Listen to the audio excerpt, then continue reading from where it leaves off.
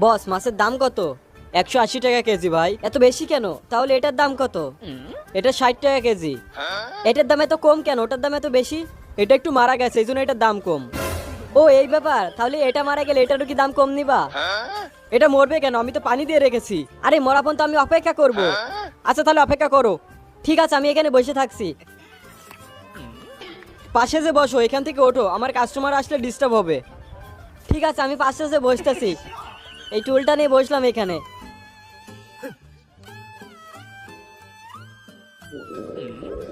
আয় হায় খিদে লেগে গেছে, মদনার কাছে ফোন দিয়ে কিছু খাবার আনতে বলি। মদনা কিছু খাবার পাঠা।